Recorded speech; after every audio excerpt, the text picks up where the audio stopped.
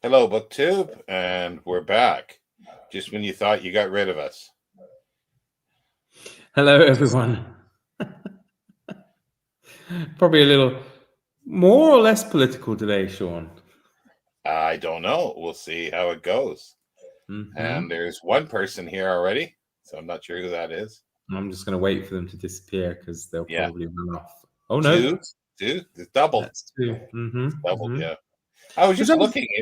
It was when I looked at how it looked on YouTube, it came up as to set up a whole bunch of thing for super chat. Oh, yeah. And yeah, it says goal. So, yeah, you can set a goal. Okay. Super chats. 50 super chats. Yeah. Let's see here. 50. Now how do you do it? I doubt you get 50. We don't even get 50 viewers. Teal and higher. Teal. What the hell is that? The color. Oh, red and higher. 100. There you go. Because it was weird yesterday because we had, I think, something like 12, 13 people. We got over 30, I think, at one point, but we had 12, 13 people towards the beginning, and only one person at the time commented. And it took a while for people to say anything. I think it was only Summer who said hello or said anything. Yeah. So the others were just lurkers. It's kind of weird to think you've got 12 other people just watching you. Well, we got 3 now. So we got 3. Are they going to say hello? I wonder. Or are they going to disappear now we've outed them? Yeah. Although sometimes I do think there is a delay between one of them's dropped away. There is a delay between StreamYard and YouTube, though. I think by the time the person comments. So yeah, well, sometimes that's the thing. I'm like, I don't see it on the screen, but then all of a sudden it's like, oh, nobody's commenting. And all of a sudden, ding, ding, ding, ding, ding, ding. It's like they've all decided to comment at once. I doubt it. But that's kind of strange. So yeah. So I don't know what it's. I don't know. I didn't set anything there because there's no button to say set. I would just do it funny. Yeah, 50 plus at 100 each. That'll do. That'll do. Well, it says I do like the. What? I do like the picture you chose for the live. Yeah, so.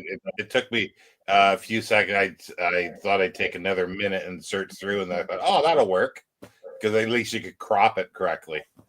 A lot of them, they're nice, but I can't crop them. So what? Oh, okay. Oh my God. No, I just saw you can. Yeah, there's a little dollar sign at the bottom of the chat, and that's the super chat. Yeah. Oh, maybe it did do that. What is it? Yeah, I don't know. Yeah, so someone can click the little dollar sign and donate you some money. And then I guess the thing is, it's for channels that have a lot of viewers. So it makes the chat stand out. So the person's more inclined to kind of obviously it jumps up to the top. Yeah. And they'll take notice of your comment and not everybody else's. So well, that's some of them do it, that they'll only answer the questions that somebody puts money in for. So let's do that. We're not going to talk to anybody until they start putting money up there. Well, there's only 6 people. There's only 6 people there, though. So, well, we're so important. Yeah, I think that's quite mercenary. You'll probably get in trouble for that. But I just find it strange that they do that. Yeah. So Summer's the first again to send a message. Maria's here too. Maria, yeah. I guess you want me to do the comments, so yeah, you might as well, because it's Summer. I'm starting my new job on Tuesday. Oh, congratulations! So I don't have any money. So, well, then we'll ask. Sean can ask you on Wednesday then. Yeah. No, I find that really strange where they do that. Like, yeah, you've got to pay them in order to be noticed, and that they're so important that but people do. Yeah. But you see those chats, like I have gone on a couple things in the past, like this was, I think, for years ago. But you see the chat just going like this, Yeah. and just disappearing. It's just constant, just moving really fast. Well, So, Steve even gets that problem sometimes. So, the chat jumped because too many people writing at once. He uses he uses YouTube, and that's just horrible. It's a horrible life. So it's like this one has its problems, but at least you can manage it, I think, a little better. Yeah. So 5 people watching, 2 people said hello. Those other 3 are just so rude, aren't they, Sean? If you're not saying, okay, this is how it is. If you don't say anything, you've got to send money. Oh, okay. All of a sudden now 4. Now some people. We'll do it the opposite. If you don't say anything, you've got to pay. Yeah, keep talking, people. Oh, dear. Yeah. It's funny, though. I wonder what people do, though, sometimes when they watch lives. I mean, obviously, I know from indie author Jill, she processes chicken while she listens to lives. I don't know if you saw it the other day when she came on. It was great. Yeah. But I guess others, maybe, I don't know, maybe people are having lunch or just chilling out and they just like to listen. Maybe for them, it's just kind of like a podcast thing. Yeah. Maybe. So, yeah. Summer says, great to see your shorts. Well, actually, I'm wearing trousers right now, Summer, but great to see your shorts every day, Mark. We will be going through withdrawals when September is over. Sean, you need to feel better so we can get back to Zola. Yeah. Well, no, I'm agreeing. It's just yes.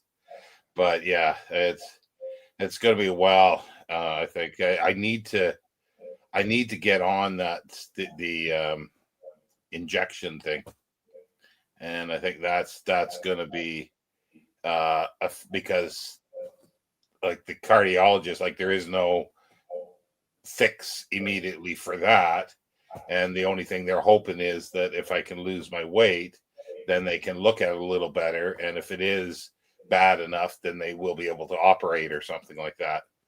But until then, it's operate on the heart valve. Okay. Because they don't think there's not enough evidence to show that it is bad enough for that. But even if it was bad enough for that, they can't operate. So, but I mean, the weight loss will open up loads of doors, though, won't it? You might be able to get out of the house again, and yeah, a little bit. It's not going to get rid of my go back to work, even, Sean. It's not going to get rid of my long COVID symptoms, which is a big problem. You don't know that, though. You don't know. I know it doesn't look like it might, but the act of losing weight might ease some of those symptoms. Oh, yeah, that's why I'm saying it's not going to get rid of them. See, that's the thing, because there's people that are skinny as a rail that have the same symptoms I do, and they have difficulty getting around because it in the sense of you walk and then all of a sudden you lose all your strength like that. So that's and it's more difficult for me because of my weight. But if I lose weight, then it's easier. I can get a cheaper scooter, so I can actually do things. That's the idea, that I can actually start doing some stuff because I'm used to the way it is now. So anything better of me getting around should be helpful. But it's not. You only need to lose something like 2,400. Sorry, 2,246 pounds. So you'll be fine. You can do that. But, well, actually, I mean, you never know what goes on with your body, because the strangest things happen to me. Of 2 weeks of healthy living, and I'm talking about, before, when I lost weight, it was through the keto diet. I was eating like these packages and things, and it was, I suppose, to some degree of a fad diet. But this time around, I'm just actually living healthier. So I'm drinking only herbal tea or water. I'm eating fresh vegetables and fish and meat and whatever every day. And bizarrely, in the last week or so, I don't need my glasses. I've been wearing them for 30 years. Well, and suddenly I can see Not, I can't see like down the bottom of the garden. If you were standing there, I wouldn't see you properly. But I can certainly see, I don't know, 3 times further than I could 3 weeks ago. Well, the thing that problem I've had, and some other people that I've spoken to have had, I hit a brick wall. You hit a brick wall, or I hit a brick wall when I was doing that like years ago, 10, 15 years ago, when I was doing the same thing and I was walking 6 miles a day plus, and keep lowering my I keep lowering my the caloric intake and increasing the thing. I'm not losing any more weight, and then I start gaining weight because your body is, see, this is the thing. This is with those injections. It prevents your body by anything you eat, apparently putting it into fat. So therefore you're burning fat because your body wants to conserve, because your body has been conditioned to do that, and it doesn't matter how much exercise, it's still going to take what you're eating and putting it to fat. You only burn so much fat, apparently, and some people are even worse at this. So that's where I'm at, because I know I was like that, and I can't do 6 miles walking now. Crikey, I wouldn't even be able to do 1 mile, even if I was, if you snapped the fingers and made me like 150 pounds, I wouldn't be able to walk a mile. So the problem is when you do that, the mistake you probably made is going into that kind of thing too soon. You need to just make a small change. You lose a bit of weight. When that starts plateauing, you make another small change, which allows you to lose more weight.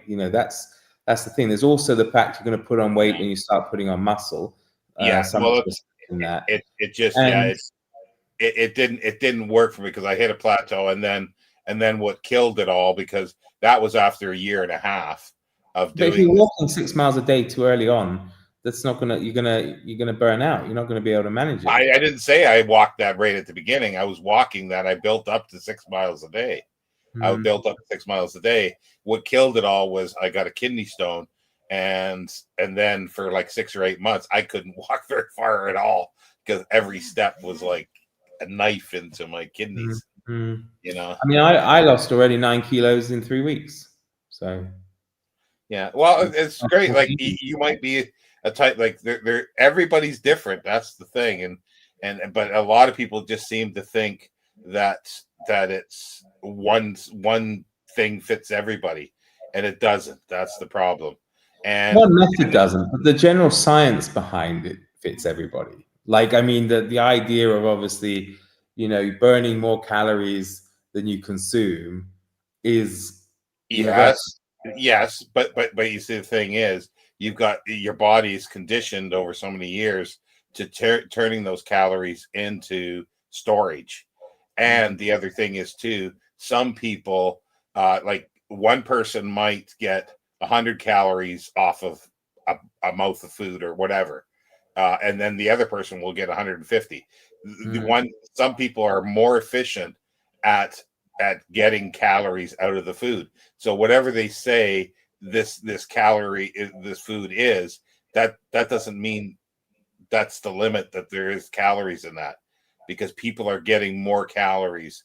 Some people are getting more calories from it, but I don't know what I am. But it's just, I know right now I'm not getting any exercise other than going to the toilet and back, because that's all I can do. And part of that is it's built up to that because my mobility's gone because of my legs, because I got the cellulitis and everything now, and the losing strength with. Well, I mean, it's mostly about diet anyway, more than exercise. Yeah, and exercise helps with like cardio health and all that kind of stuff. Yeah, but the diet that makes you lose weight. Sorry? Yeah, and these injections help with that because it prevents your body suppress your appetite as well. Yeah, but there's lots of things that just give me morphine and that'll do that. But the thing with the injections, of course, is you do have to eat healthily too. It's like, a lot of people think, oh, I'm not saying you, but I know from listening to the radio, a lot of people are like, oh, it's like a magic cure. I don't have to do anything. Well, you still do. I mean, you do have to eat Yeah. healthy, fresh fruit and vegetables and that kind of stuff for the weight loss jabs to actually work as well. So Yeah, but you just don't. Apparently, your appetite goes, and your stomach signals that when you eat a little bit, that you're full. That you don't eat as much because that apparently is a big thing, because people do eat a lot, and I can eat a lot, but that's the thing. In the past 4 or 5 weeks now, I've been looking at what I've been eating, and it's like I'm not eating that much. Like I'm eating about a quarter of what I did, and I didn't eat a huge amount either before. Like in I the think a past big part of 4 or your 5 problem weeks. is how sporadic your life is. You don't have any general pattern to your life. So like if you could have a regular life with slots instead of, obviously it's not your fault of course because you're sleeping at odd hours, you're doing this kind of stuff. But if you can sleep properly, that's a big help. And then, as I say, like what I've been doing is I've been doing this 10 a.m. to 6 p.m. window. Nothing passes my lips apart from water outside of those hours. And I've been eating healthy food. And as I said, it just fell off, already 9 kilos in 3 weeks. See, for me now, the way I've been eating is just it's my drugs, it's my medication. In the morning, I'll have something little to eat, and then I should be switching this around, which I usually did before. And then at 8 p.m., I take the rest of my drugs, and then I eat something then, and that's all I eat. Am I still here? Not video. Yeah, it says my camera's lost connection. I don't know how on earth that happened. Oh, there we go. So yeah, that's weird. And Yeah, no, I mean there is a science behind it. Let's see what people have said. So maybe we'll just plan on 2026. We'll have to see how Ariane feels about it. Muscle weighs more than fat. With all that walking, we're probably building muscles. Well, that's definitely true as well. Yeah, and then like I say, it was a year and a half that I was doing that, and I saw like my weight go down quite a bit, and I was feeling better because I was able to do all the walking. And then all of a sudden I got a kidney stone, and I don't know if anybody's ever tried to walk with a kidney stone in them. It's not fun. Yeah, but I mean, you remember it's mostly diet that will lose the weight, not the walking. So that was making you fitter, but I don't know well, how it was you exercise, changed yeah, and your. I continued to eat the way I was, and I didn't lose anything. That's why I say I plateaued out, and then I started gaining. And especially once I stopped exercising much, I started gaining weight. And that was when I started working as well, because I got a job, so that I didn't have as much time to walk. Like I could never walk 6 miles working. That's for sure. That's just not possible. So good. Someone said it twice. Yes, sleep. They say if you get less than 4 hours, then you can't lose weight. I've gained about 20 pounds since February, but that's all right. My mum says I have a butt now. Okay. Good to know. Yeah, well, that's the thing. It's like I haven't slept in years now properly, and there's that. I did rest before. I did sleep before COVID, but since COVID, it's done so many things that it's like, what hasn't it done to me? Because like the cardiologist even said, looking at everything that's happening here, he says, oh, all this has happened very quickly after I got COVID, and it's like, he says a lot of times infections, it can be anything. It doesn't have to be COVID so much. I guess infections can exasperate whatever health issues you have. And then COVID is a genius at that. It just sort of knows what's weak in your body and it attacks it. So before COVID, you were what, like 15 stone, 6-pack? No, I was still struggling, but the thing is, not struggling like I am now. Like, I wouldn't say struggling, because I could get out and actually walk. I could walk, But you know, You did catch COVID because you went to hospital for what you thought was a heart attack. yeah, Yeah. yeah, Mm-hmm. yeah. That's how I got it. But you see, like ever since, like that's the thing. Once because I was having difficulty walking with with the um, the kidney stone. And Mm. then I was starting to get better after that. Once that cleared up, I was starting walking. And then all of a sudden in 2017, I got the cellulitis. And Mm. and that has definitely slowed me down walking, that's for sure. Mm. And maybe it's too much information, but did you have the kidney stone removed, or No, did it it just just they did pass? say it would pass, yeah. Did you notice it? No, I did see that's the thing. I did not notice it. Or other than I no longer had pain when Mm. I was moving in my kidney. Mm. And then it passed without me noticing. Mm. You know, Mm. they said whatever it was. They said it was like they said there was 2 or 3, but they said the one that's going to cause you problems is the one that's like 3.5 millimeters or something like that. And I thought, Jesus Christ, that sounds big. And they're saying, no, that's small. And I'm going, Jesus. I mean, it is funny that 11 people are tuning in to watch two middle-aged fat blokes talking about health problems. It's like watching your grandpa going on. Don't ask grandpa how he's doing. We'll be here all week. Yeah. So. It's easier to say what I don't have. I don't have handmaid's knee. You don't have handmaid's knee, right? Just like Jay. Someone asks, have you actually been able to read anything, Sean? Not really much. I'm trying to, but it's just it's weird how to explain it. It's just I can't concentrate on it because I just tired most of the time. Watching something, I get tired. Like I can't watch an hour's show. The only thing that keeps me sort of awake, that engages me more, is talking, because I think it just it engages your brain a little more than Let's say the last couple of lives, you have seemed rather more animated. So maybe it is getting some oxygen to your brain or something. Maybe, I mean, yesterday the whole political talk really livened you up, so yeah. probably does some kind of jolt to the system. Helen's here. Hi, Helen. Hello. We're getting spoiled with all the lives. What a time to come in. I think that was the passing of your kidney stone. As long as Sean doesn't say during the war, yeah, can't help the reference. Yeah, I've spent a couple of hours today watching Who Do You Think You Are. I do like that program. There were some really good ones. You watched it, or?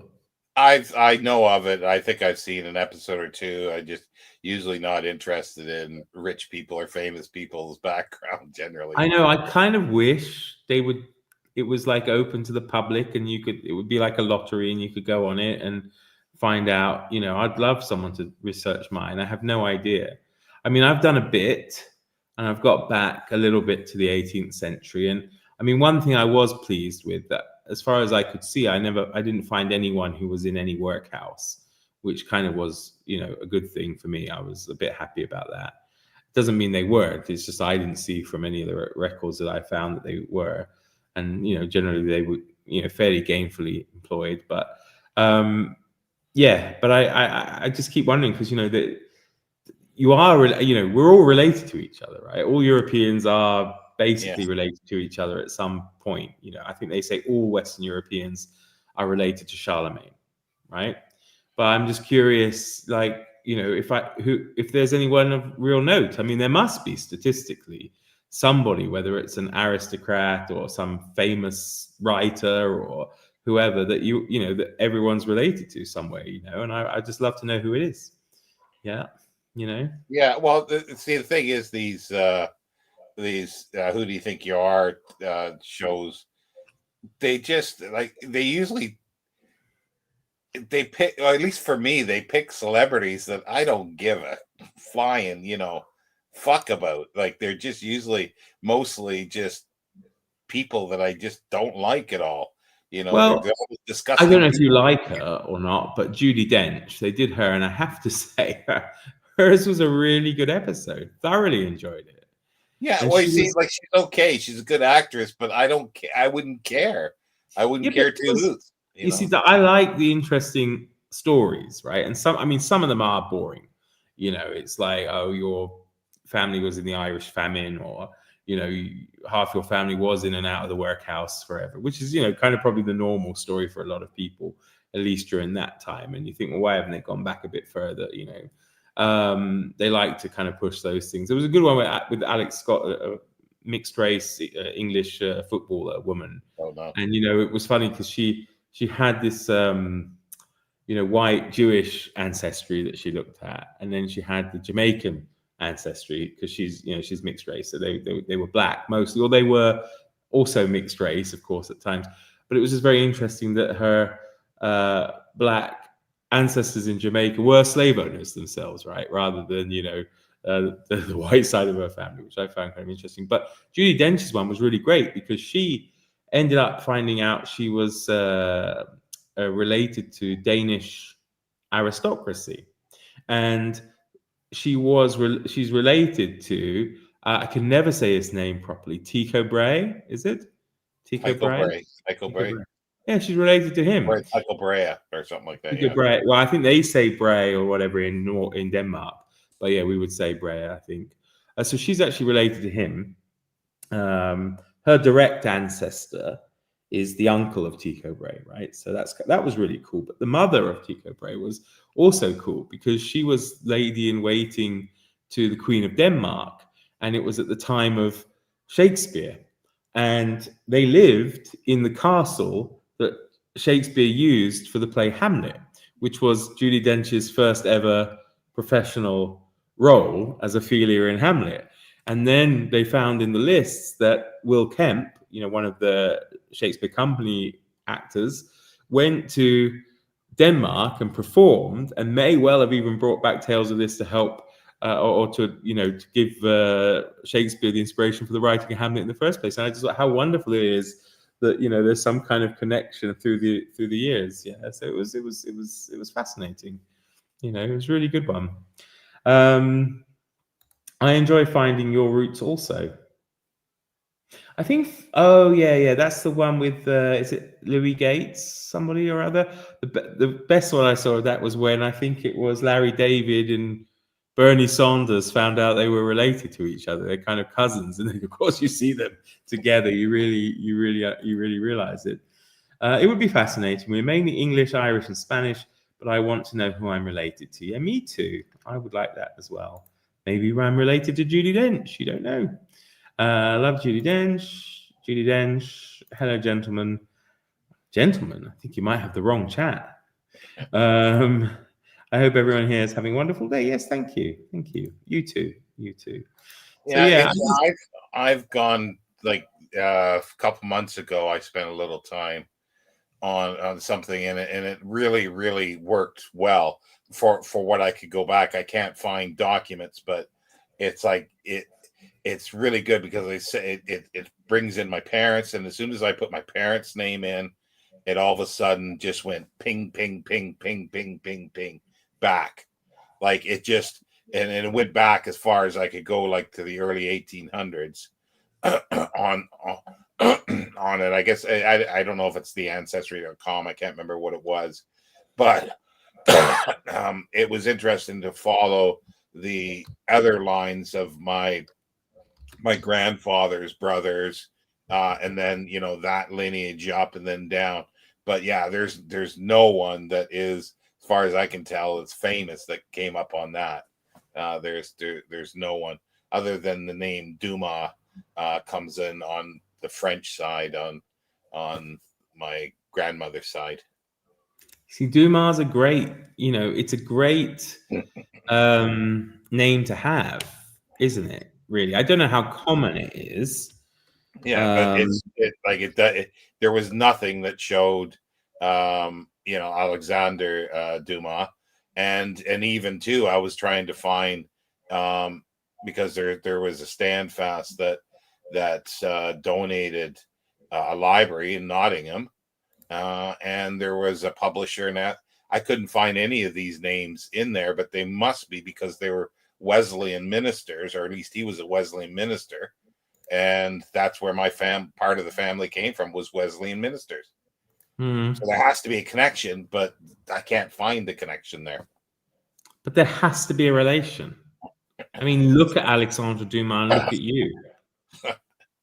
Seriously, like there is a similarity. You know, there is, I think, a bit of a facial similarity.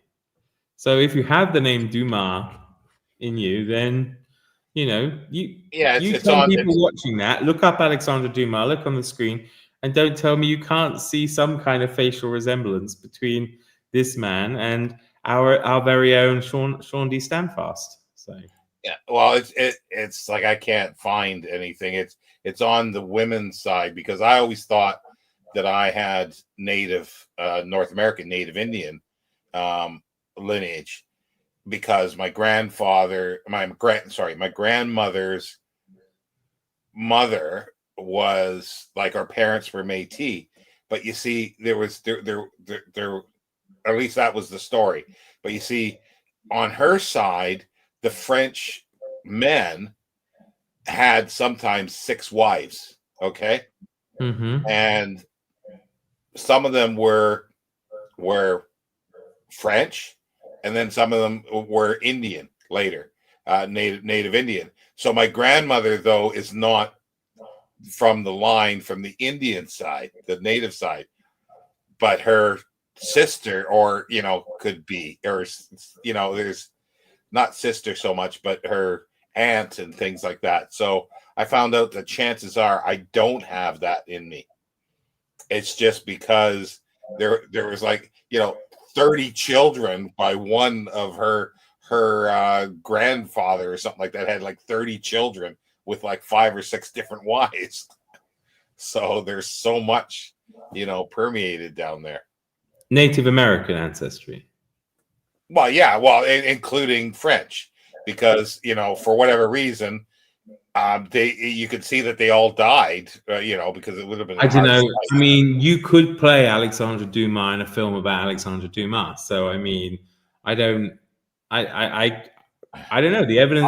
I look more like Richard Griffiths when he was alive. That is. Well, I don't know. I think there's a very strong, look, and in fact, actually, even Helen and Summer agree as well. So there is a resemblance for sure. But how much would you love that to be true, though? I mean, wouldn't that? I mean, obviously, you'd probably prefer Victor Hugo, but to be a relative of Alexandre Dumas would be amazing, wouldn't it, for a booktuber? It would. It would. It just because it's kind of things that are strange that I've found with just dipping my toes into this, where in the 1800s, part of the family went to United States, and it was like my great grandfather's brothers, I think, or some of them went to the United States. So there's people there that they lived in New York City, and everything like that. And then at some point, some of them came back to the UK, and they all came back to around where I am here. And it's like it seems to be there's always a generation or something, or a skip in generation that my family comes back to England for some reason. And I'm just going like, how did that happen, with me? Says there are no known direct descendants of the author Alexandre Dumas alive today. That's the father, as he had no legitimate children and did not recognize others. However, there are notable members of the Dumas family through his son, also named Alexandre Dumas, the son who married and had children. The most prominent modern-day descendant is Axel Dumas, the CEO of the luxury fashion house Hermes, who is 6th generation member of the Dumas family, connected to Hermes. But his father was Dumas as well, so that's where it could have, the split could have been his grandfather or something like that. Wouldn't that be wonderful? You might be part of that family, that you could have shit ton of money coming to you. Well, there's apparently rich standfast here too. Like there was at least stories of this. Like I say, my grandfather, my great grandfather, on a census in 1912, I think it was, or whatever, 1911, whichever the year the census is, was in Scotland, I think Edinburgh, and it was a 9-room house or a 10-room house. The Muck Standfasts. So, Helen asks though, who would you most like to be related to? I would like my two grandfathers to be Churchill and P.G. Wodehouse, and my grandmothers to be Judi Dench and Helen Mirren.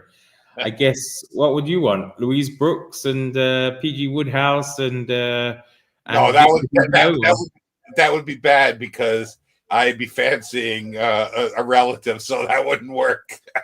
So I don't know, Fritz Lang, Victor Hugo.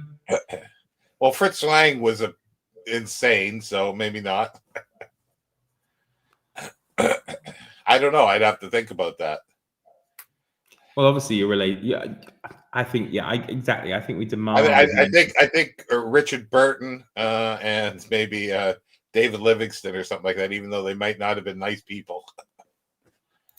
Should get you DNA tested, Sean. And then they own my DNA. That's in 1,000 years there'll be another one. They could grow another. They could bring you back. Yeah, they could bring you back. I don't know if you've been watching my shorts, but I have read in the last 4 days. I have read 4 H.G. Wells novels, and it's been great. You know, for Shorty September, and you know, I've read a lot of H.G. Wells short stories, and I've read, you know, I know obviously the story of War of the Worlds pretty well, and I had like a kid's version of it. I've seen various films, but I'd never read Dr. Moreau, and I'd never read The Invisible Man before, and I hadn't actually technically read War of the Worlds before, so all 3 were new to me. The Time Machine I love, though. I think it's still my favorite. It's my favorite of the 4. The Norton Critical Edition is really good because it's got the sort of original or the first incarnation of it as well. It's The Time Machine. Good. Yeah, it's the Norton Critical Edition is really good. I think we read the first incarnation of it. It's a short story, isn't it? Did we not read that? Yeah, possibly. Yeah, we might have. Yeah, it was the something one that took place in Scotland in the Bacon House. Yeah, that's it. Yeah, somewhere. Yeah. That was good. No, I've read a few. I love his. Can't remember the name of it. I keep wanting to say Toilers of the Sea, but that's Victor Hugo. Yeah. The story he does about the sea monsters. That's a good one. The big squids off the coast of England. Yeah, I can't remember what that is. I read it aloud on my Patreon. What is it called? H.G. Wells Sea Monster Story. Sea Monster Story. The Sea Raiders. Giant octopus-like creatures attacking humans on the English coast. And there's a novel he did in 1902 as well called The Sea Lady, which features an enigmatic mermaid-like being from the sea who interacts with a human. But yeah, The Sea Raiders is the one I'm thinking of. So. But he's amazing. He's amazing, isn't he? I mean, I have just such big respect for his imagination. I have respect for his forward thinking. I have respect for him, you know, actually coming up with things. And I really like how in the War of the Worlds, you know, when you see the American films, they're always blasting the aliens out. I mean, in the end, they probably do stick to the same ending, but you know, like, no offense to our American viewers, but like Independence Day is a good example of what, you know, of an American version of that story, I suppose. Whereas H.G. Wells, it's just so much more kind of subtle. You know, they just literally get sick and die. You know, just... watch the new movie. Like I haven't watched it, but it seems where Amazon saves the world. Yeah, Amazon saves the world against the aliens. It's like, fuck yeah! Sorry, my language. Apologies. Yeah, and I don't know. I just really, really like him. I think he's a fascinating person, and his non-science fiction stuff is good too. Oh, yeah. I like the history of Mr. Polly. Also, Mhm. like there's so many of those that are really good and fabulous films too. You know. Yeah. No, I mean, there's a lot there to keep you occupied with his output as well. It's kind of funny that only 4 or 5 are really put about as often as that. And it's just the impact. I talked today in my short, the impact of him on our popular culture and stuff is huge. When you think how short the stories themselves actually are, really, it's the same. I'm guessing, it's my read for tomorrow.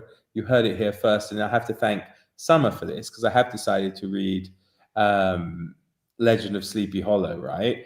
And it's only, I don't know, 65, 70 pages long, something like that. And you think, that they've dined out on that for ages, with the different films, and there's been an entire series dedicated to it. And it's, just a short story. I wonder what the shortest story is that's led to that's had the biggest legacy. I wonder what that could be. That's a question for people because there've got to be a few, aren't there? I mean, there's some big characters or big things that have been born out of short stories. We would be curious. I think I've only read The War of the Worlds and I really enjoyed it. It's very good, but I think The Invisible Man's the best. The Invisible Man, The Time Machine's the best. I've never read H.G. Wells, but I want to. Maybe not the animal one you mentioned, but yeah, I mean, it could have been worse. But yeah, it's not very pleasant at times, but it's a very interesting story. And I like H.G. Wells because he shares the same initials as my great grandfather. So my great grandfather was H.G. whatever. I'm not going to give away my family name on here probably, but yeah. So that makes me happy. Yeah, well, the Time Machine is generally considered as the first, like, really modern sort of science fiction type thing. Like if you're talking about science fiction the way it is today, and like there's a direct link to that one, Yeah. and then everything before that is there are things, but they're not quite the impact. That's the thing. Well, I think him and Jules Verne definitely hold an important place in that kind of But it history. is weird that there are so many other 19th century science fiction stories that you can call science fiction, I think, or proto science fiction, because that people don't realize. Like there's something about a Venus, and it's the first time sort of multi-stage rockets are talked about. A rocket ship going to somewhere. Usually other. Maybe part of it is because of Wells's attempt to always try to put in some explanation and science in it, and he was a scientist himself. He Well, did have. or the social aspects. He was always putting in social things of how society, to try to explain how society changes or becomes something different. Yeah. Yeah, I mean, it's very easy to write necessarily from your imagination about, rockets going to Venus or whatever. But I think Wells would be someone who would try to explain how and why the rockets go to Venus. I think some of these did, but they Yeah. wouldn't have had. They don't No, it have would have been the a flying turkey or something would have transported them there, an intergalactic turkey. A lot of times it is, yeah, because you look at Cyrano de Bergerac. What is it? Geese, I think. Geese, I think. Yeah. Yeah. Now this is something. Now, is it? I mean, I know about it, but is it apocryphal? Is there some truth to it? Surely it's not as serious as it's always made out to be. The Orson Welles broadcast. I mean, surely people didn't really Some think. did. Like there's a few good books written about it. It has been conflated or inflated over time, but there was people that did believe it, because the reason is radio was so new at that time, so all people ever heard on the radio was news and music, basically, Mhm. and a few other things. Like this was the first time, and the way it was structured was that it went from a live ballroom dance, which they would do all the time at, I think, the Astoria, and to a fake radio, a news, sorry, fake news report. So people actually believed it. You know, I it don't know why broke. my camera keeps going. I'm sorry, it keeps saying I'm losing connection. I must have a loose cable, so apologies. Yeah, Yeah, I can so still hear you, but yeah, but that's why it I think it had the impact, because people didn't realize that it was, and they missed the cues of saying this is at the beginning, this is, you know, a story from H.G. Wells. So they yeah. came into the music, they're listening to, oh, some good ballroom dancing music or something like that, you know, at a hotel in New York, and then all of a sudden they break in with a news report. People were hooked. Well, they must have changed it up a bit, of course. I mean, they must have had like I don't know what the radio version of a screenplay is called. A script, I don't know, Script, something. yeah. Yeah, must have been changed somewhat and done in a way to make people think it was a news bulletin or something, because you don't get that, of course, from just Oh no. reading the book. So there must have been some adapting involved, and also, of course, it's very, very geographically specific, War of the Worlds. I mean, most of it takes place, you know, in my part of England, pretty much. Yeah. Well, they transported it to New York and New Jersey. Yeah. That's where it was. And the guy who wrote it, yeah, he adapted it freely. And Orson Welles, like there's actually, there might actually be some recordings of this where they're trying to rehearse it and stuff, and or at least the story is that he throws the script on the floor saying it's absolute rubbish. He just thought it was absolute rubbish, but they need to get this done as quick as, rehearsed for the live broadcast. Mhm. And and then that went, and then there's a news conference the next day with him, and then the next morning, and you could just see him with almost dollar signs in his eyes, where he's saying, "Oh, we had no idea this was, this is happening. I'm so sorry about this," And it's like, yeah, that made his career. Yeah, yeah. Oh, it's incredible, isn't it? Helen can imagine the panic. For a short one, have you read The Yellow Wallpaper by Charlotte Perkins Gilman? Love it. Yes, I have. I wasn't that enthusiastic about it, if I remember rightly, but I have to go back more than 20 years. I read it at Another university. another interesting thing that sort of happened, I think it was Pearl Harbor. During that time, Orson Welles, they on some stations were playing one of his radio programs, and it might have been the Black Museum. I can't remember which, but all of a sudden they broke in with the news saying Pearl Harbor was happening. Uh-huh. So right away, most people thought, yeah, again, a lot of people didn't believe it. Boy Who Cried Wolf. Yeah. Yeah, no. I mean, War of the Worlds is great, but as I say, I do have a big soft spot for the Time Machine. I don't ever get really bored of that, and I just find it so haunting, the whole part when he travels through all the way through the future to the beach. At the end of almost the end of the novel where the sun is like basically everything is still. There's like a couple of giant crab creatures, and you just know it's like the end of the world. It's so desolate and horrible. So, Well, Clifford Simak, his first published story is The World of the Red Sun, uh-huh. and that's he just liberally borrowed from H.G. Wells. Yeah, yeah. Sean, we are getting the test tomorrow at 3 p.m. Emergency. Apparently, like they did it one other time, they said I didn't know anything about it, so we'll see. You can turn it off anyway. So, Yeah.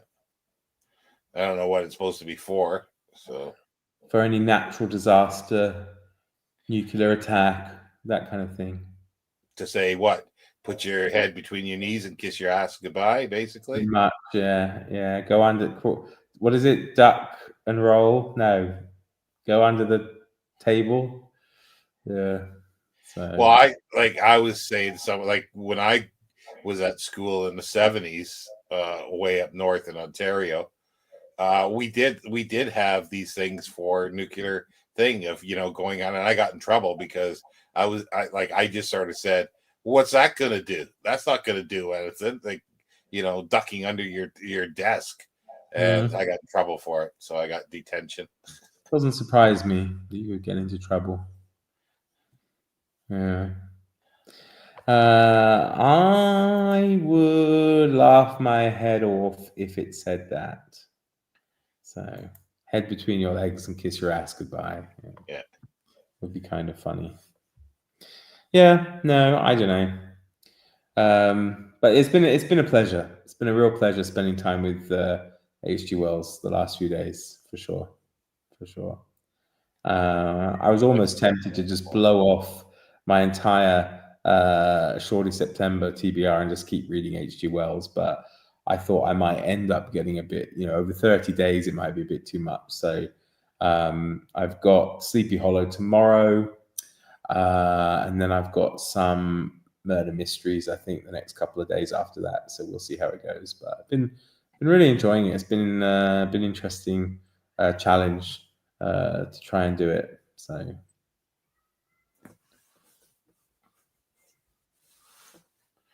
Yeah, I sort of tried to start a thing. I like a lot of things. I just never well enough to continue with them. There's always something that breaks it up, and then everybody goes off to different things, and me too, and never get back to finishing it.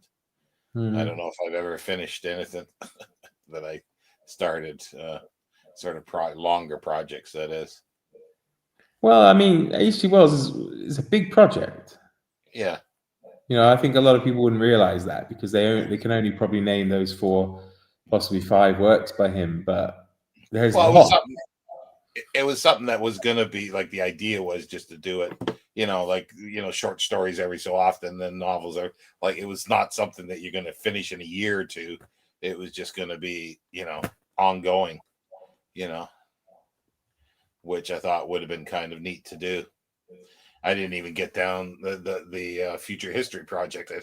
I got through all the crap, like the especially most of the non Asimov stuff, and then just getting into the Asimov stuff, and then I stopped.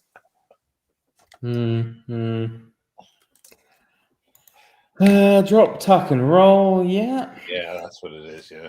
Looking forward to hearing how you like Sleepy Hollow. Well, I'm actually tempted, Summer, I'm actually tempted in this instance to do the audiobook because it is free on Audible, and the reader is Tom Meisen, who is the actor who plays Ichabod Crane in the TV series. So I thought that could be kind of good fun. Oh, the new TV series? Yeah, he's pretty good, I think. So it'd be quite nice maybe to listen to that. And I looked, and it's only just over an hour. So I mean, it's a really fast one. It'd be a nice little breather tomorrow on a Sunday to put that one to bed, I think. I mean, technically, it's hard. I'm glad Summer has it in a book, a standalone book, because I wasn't even sure if it would actually count as a book, because I've got it in a book that's, a collection of, Sleepy Hollow and other stories or something. And actually, this H.G. Wells one I've been holding up, I haven't actually read that book. I was reading the ebooks because it's just easier. So they are 3 separate books, but I didn't have any of those 3 books in individual format to show. And it's the same. Like if I'll read the Project Gutenberg Sleepy Hollow, but I'll hold up the book Sleepy Hollow and Other Stories. So it's little bit. You never know. People are always looking to catch you out, aren't they? So it's like a lot of time. Like somebody's bought me a reprint of Clifford Simak's short story that was published in 1935 called "The Creator," and it was done in a stapled little booklet, special 50th anniversary or something like that. Something like that. Anyway, in 1980. And it originally was in a magazine in 1934, 35, and then in 1946 it was published separately because it was it got a reputation and passed around, and it was in a stapled booklet, and people call it Clifford Simak's first book. Right. It's a short story. It's like 40 pages long, but they call it his first book, which, so it was published separately. So yeah, in a book, I guess. So a short story is a book. I don't know. Yeah, I don't know either. But so I mean, it's so that would be day 7, won't it? Tomorrow. So yeah, I've got a few green penguins lined up, I think, for next week, and one of my patrons wants to read Day in the Life of Ivan Denisovich, with me. So that's a short one. So that's for, I think that'll probably be next weekend. I'm not sure. I need to let them know. So yeah, but there's so many of those that publisher that you buy, the paperback reprint, has their whole 101 pages. Like those would just perfect for it. You could just and I think they have over 30 of them. I mean, I've only got 2, I think, possibly 3. No, I've got 3. I read one though, which was Victor Hugo's what is it, Condemned Man. Yeah. And I didn't really want to reread that yet. So there's a Jules Verne that's interesting. I can't remember the name of it, but it's an interesting one. It's quite funny, actually. It's very funny. Yeah. In many ways. I've got is it behind me, the one I plan on doing? I can't see it. Yeah, it's over there. I might try to. I don't know if I've got a copy of Sleepy Hollow. I might try to see it's that, because it's so long since I read it. It's probably that's one of the ones I've got. Oh, okay. Yeah, I don't know if I've ever read that one, to be honest. No, that does sound good. I have to say, it does sound pretty good. It sounds,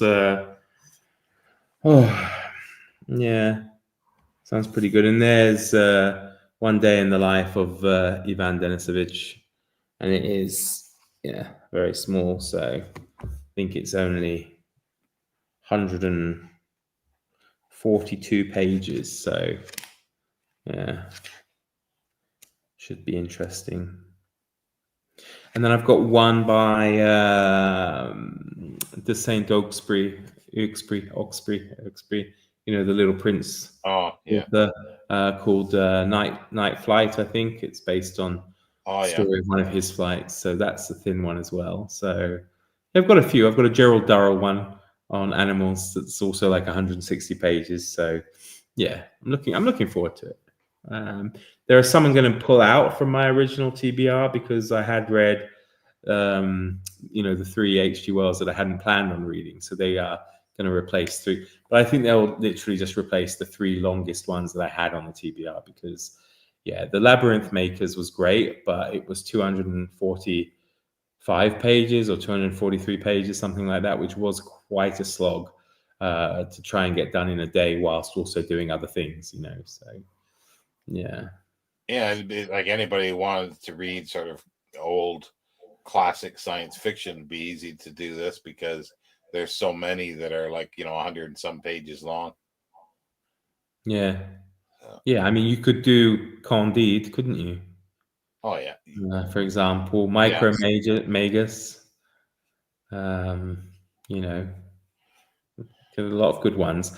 I mean, even some of the older classics like Manon Lescaut would be an easy, nice one day read. I really enjoyed that book. I found that was good fun, actually. Gavin's here, it looks like. Oh yeah, evening. Looks like you're late. Yeah, I think you are late because I think we're going to wrap up in a minute because we're heading to the hour mark, and as you can probably tell, I've had to put the light on because it's getting dark and I have to venture out into the dark nights of the Eagle Mountains. So, The yeah. vampires, What are you going to say?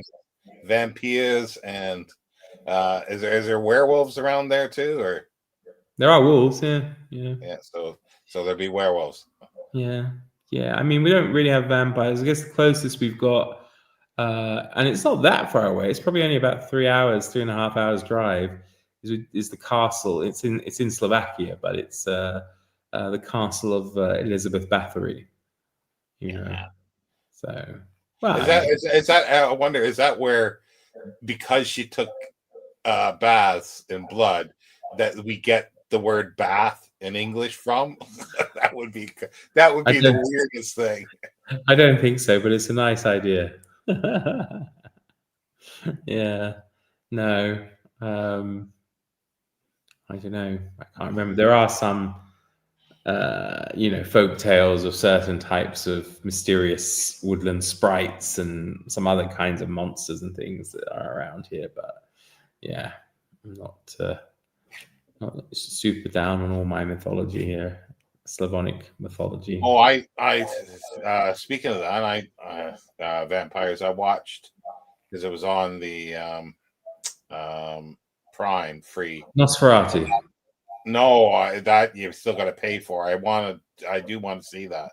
I was going to ask you because it flashed up, because here it's on a thing I subscribe to, which you don't have in the UK, called Sky Showtime, and it flashed up, and then in the Guardian they were saying it was actually pretty good. So I might actually watch it. It does look good, but what I watched was the last voyage of the Demeter.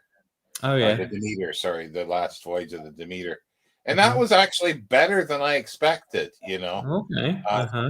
Dracula's definitely a messy eater in that movie.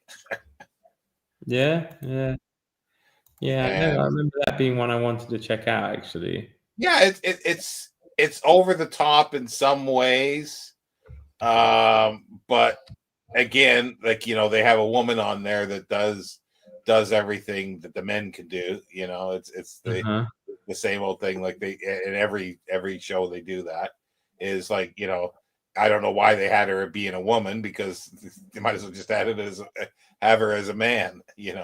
But it ends very differently.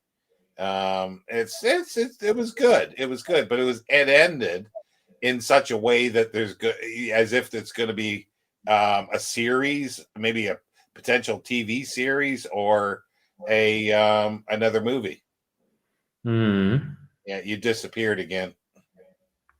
Have I? That's really frustrating. Why is that? No, it was pretty good. It was liberal use of Stoker's work, that's for sure.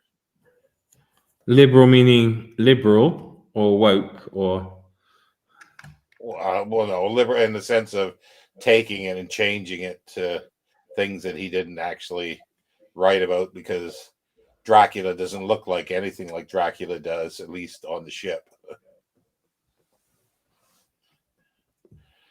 And there's a black guy that's the main character, but he's a good actor. They worked it fairly well, that part of it, and I was accepting that, I'm never sure on those things, because I mean, obviously it's a fictional story. Does it really matter if they're black? Are they actually just the thing is are they trying to be black in the story, or is it just the actor playing a part and he just happens to be black? No, they deal with this a little bit, and that's why I say I thought it was pretty good, because he I guess he did get some education as a doctor, but then he's found it difficult because he's black. He can't practice, so he can only work on the ship. Yeah, well, I was thinking, and that's the one thing that is weird in the time, that there were captains of ships, whaling ships, that were black, Yeah. And that's what I mean. so all that works. All that works. They work that in quite well. but they didn't work in the woman's part very well, I don't think.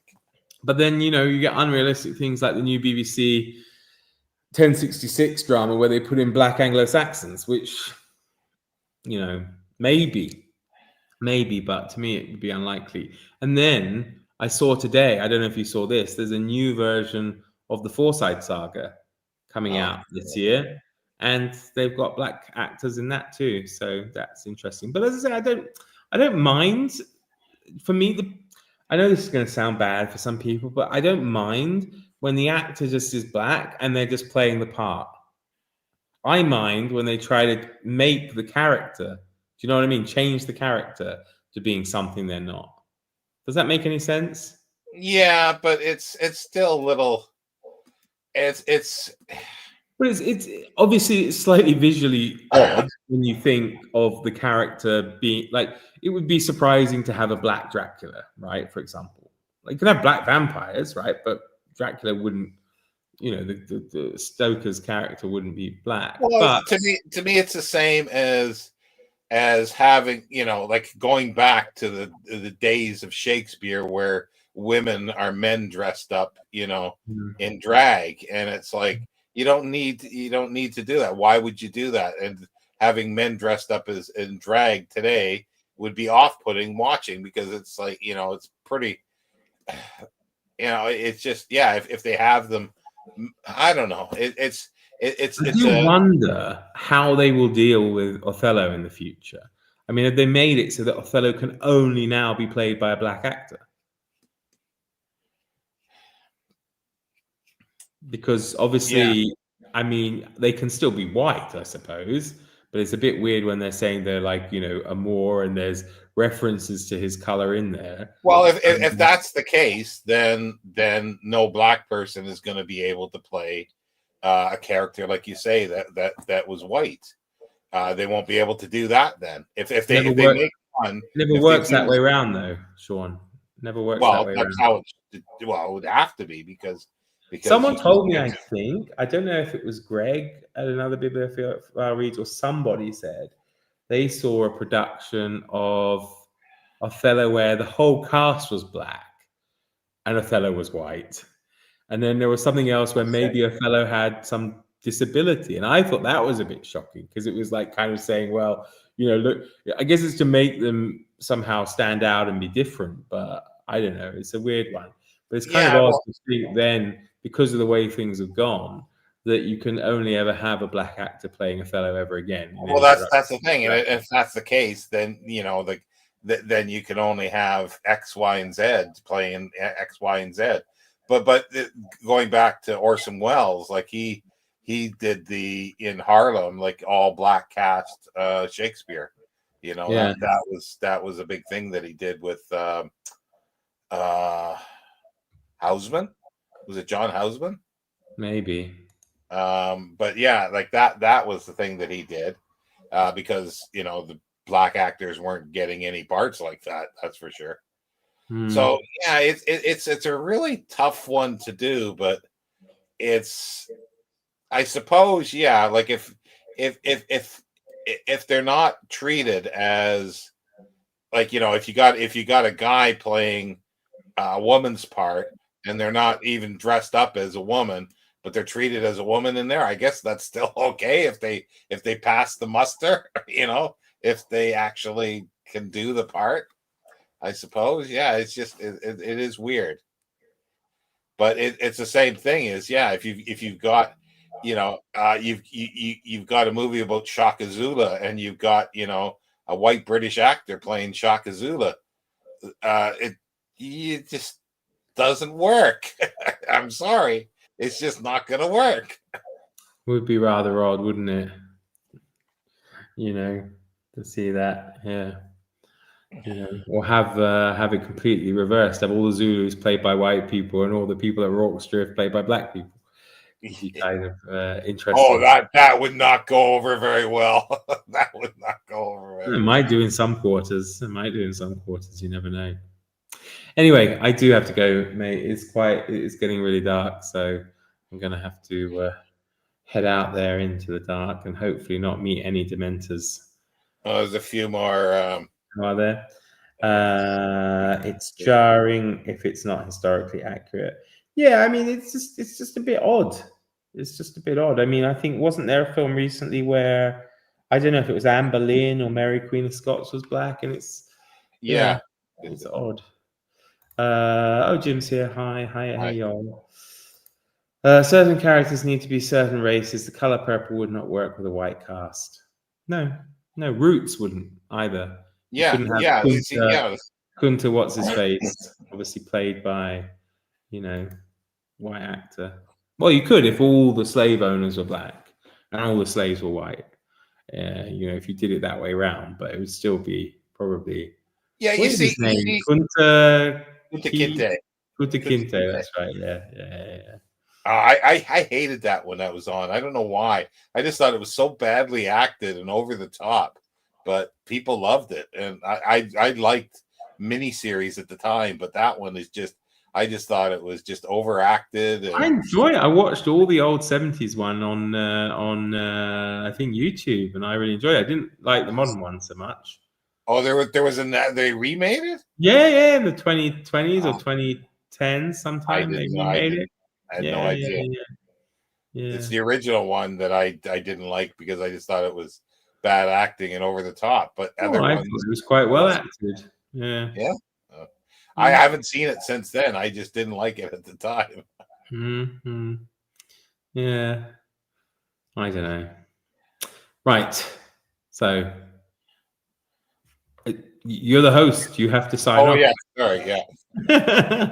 Bye, everybody. Thanks for stopping by. Cheerio.